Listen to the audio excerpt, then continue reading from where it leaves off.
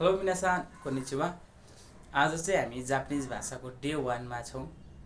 सुरुदेखि नै हामी जापानिज भाषा कसरी सिक्ने, कसरी बोल्ने, कसरी लेख्ने भन्ने कुराहरुमा चाहिँ केन्द्रित भएर जापानिज भाषा सिक्न गइरहेका छौं। कृपया भिडियोलाई अन्तिमसम्म हेरिदिनु होला। जापानिज भाषा लेख्न अथवा सिक्न नेपाली अक्षर जस्तै एकदम सजिलै छ। जापानिज भाषामा 3 वटा लिपिहरू छन्: हिरागाना, काताकाना र खान्जी। 3 वटा लिपिमा हामी सबभन्दा सुरुमा सिक्छौं हिरागाना। हिरागाना भनेको जापानिज अक्षर जस्तै नेपालमा क ख ग घ अ आ इ छन् हो त्यस्तै शब्दहरू हिरागाना भनिन्छ तिनीहरूलाई। अर्को छ काताकाना। काताकाना भनेको चाहिँ आगन्तुक शब्दहरू, जापान भन्दा बाहिरबाट आएका शब्दहरू जसलाई काताकाना भनिन्छ। हामीले काताकानामा लेख्नुपर्ने हुन्छ। अर्को 3 नम्बरमा छ खान्जी। हिरागाना शब्द अथवा अक्षरको छोटो लेखन कार्यशैलीलाई अथवा मानचित्रलाई खान्जी भनेर भनिन्छ। खान्जी चाहिँ स्पेशली चित्रमा आधारित हुन्छ। त्यो भएर चाहिँ हिरागानाको छोटो शब्दहरू, छोटो बनोट, छोटो उच्चारण, छोटो बुझाइलाई चाहिँ खान्जी भनेर भनिन्छ।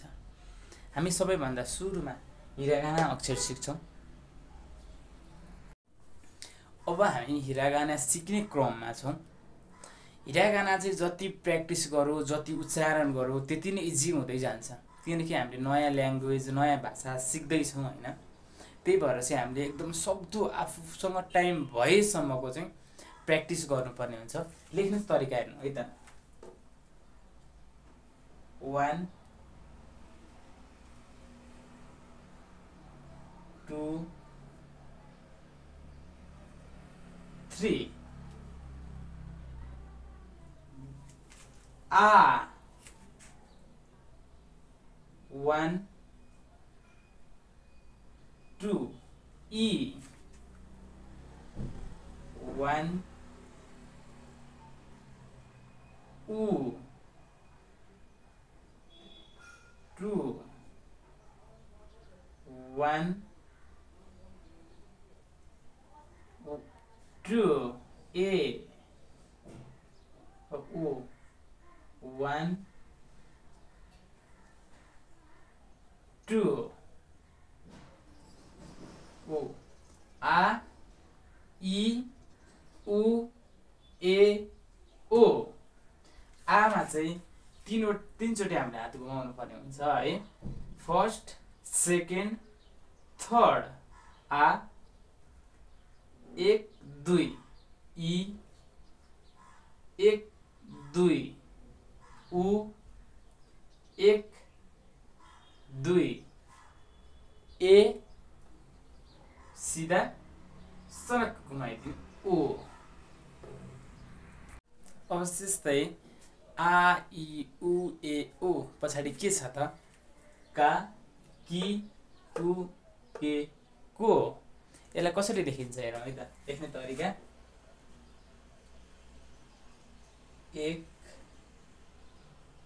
2 का, एउटा धर्को, दुईटा धर्को, तीनटा धर्को, कि, कु, कु, के, को। कालाई चाहिँ पहिला सिधा लाने यस्तो, त्यस पछाडि यस्तो का। अलि छड्के पारे त दुईटा धर्कोलाई। कि यो नेपाली र जस्तो। कु एउटा सिधा धर्को अनि स्मल लेटर टी जस्तो। के को। साथीहरू, आज चाहिँ हामी डे 1 मा आ र का मात्र सिक्छौं। किनकि धेरै सिक्दैनौँ। धेरै सिके पछाडि दिमागमा प्रेसर बढ्छ, सम्झिन गाह्रो हुन्छ। किनकि उसै त हामीले अर्काको भाषा, अर्काको ल्याङ्ग्वेज सिक्दैछौँ है। त्यही भएर आ र का तपाईहरुले मजाले गर्न प्र्याक्टिस गर्नु होला। केही कुराहरू तपाईँलाई आएन कसरी लेख्ने भन्ने चाहिँ कन्फ्युज भयो भने तपाईँहरूले कमेन्ट पनि गर्न सक्नुहुन्छ। यदि भिडियो मन पर्यो तपाईँहरूलाई उपयोगी लाग्यो भने चाहिँ सब्सक्राइब गर्नु होला है त। ज्या मातासित हामी फेरि भेट्छौँ अर्को भिडियोमा डे 2 मा। सबैजनालाई शुभ दिन शुभ